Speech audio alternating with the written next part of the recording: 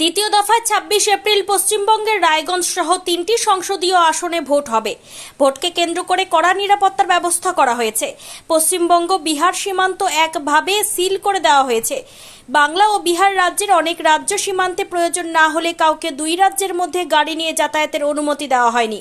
শুধু তাই নয়, ভারত বাংলাদেশ সীমান্তেও কড়া নজর রাখছে বিএসএফ। আর এই এলাকায় শান্তিপূর্ণভাবে ভোট গ্রহণ নিশ্চিত করতে ইসলামপুর এবং রায়গঞ্জ সহ বিভিন্ন স্থানে ডিসি অ্যান্ড আরসি কেন্দ্র স্থাপন করা হয়েছে, যেখান থেকে প্রিসাইডিং অফিসার, পুলিং অফিসার ও নির্বাচনী দলের অন্যান্য আধিকারিক এবং নিরাপত্তা কর্মীদের বিভিন্ন ভোট কেন্দ্রে পাঠানো হচ্ছে। রায়গঞ্জ, দার্জিলিং ও বালুরঘাট আসনে নির্বাচন হবে। শুক্রবার পশ্চিমবঙ্গের 3টি আসনের নির্বাচন শেষ হওয়ার পর 42টি আসনের মধ্যে 6টির জন্য নির্বাচন সম্পন্ন হবে। 3টি জায়গায় বিজেপি এবং তৃণমূল এবং বাম কংগ্রেস জোটের মধ্যে প্রধানত তিনমুখী প্রতিদ্বন্দ্বিতা দেখা যাবে বলে মনে করা হচ্ছে। রায়গঞ্জ কেন্দ্রে একজন মহিলা সহ মোট 20 জন প্রার্থী প্রতিদ্বন্দ্বিতা করবে। সুখচাঁদ। বাড়ি কোথায়? বাড়ি বালুরঘাট।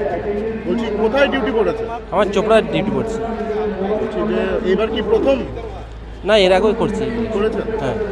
দেখুন, এই যে পুরো বাংলায় যে ভোটের সময় একটা উত্তপ্ত চেহারার সৃষ্টি হয়, সেক্ষেত্রে দাঁড়িয়ে কি ভয় করছে?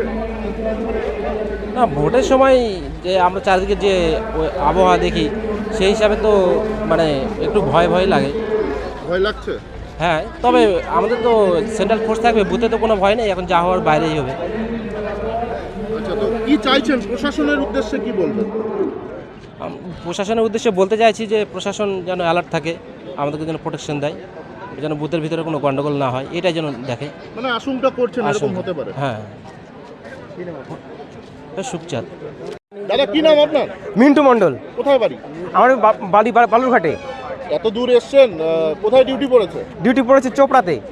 চোপড়াতে? হ্যাঁ, হ্যাঁ। বলছি যে এই যে একটা অশান্তির বাতাবরণ সৃষ্টি হয় ভোটের সময়, সেক্ষেত্রে দাঁড়িয়ে কি মানে আতঙ্ক লাগছে?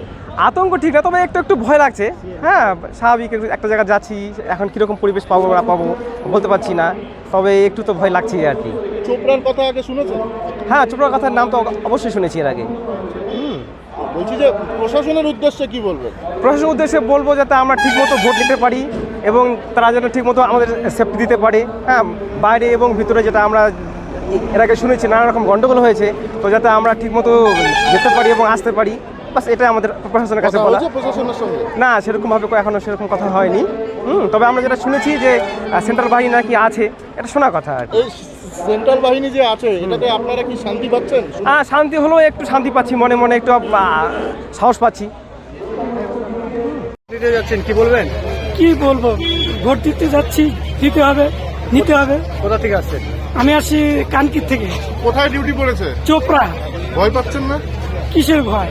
এই যে চারিদিকে এত সন্ত্রাস। এখন সিকিউরিটি দিচ্ছে, দেখি কতটা কি হয়। আপনি আতঙ্কিত?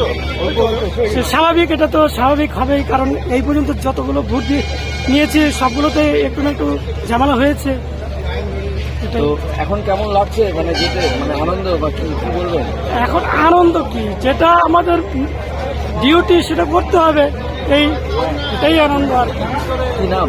শ্যামলচন্দ্র ভূঁইয়া।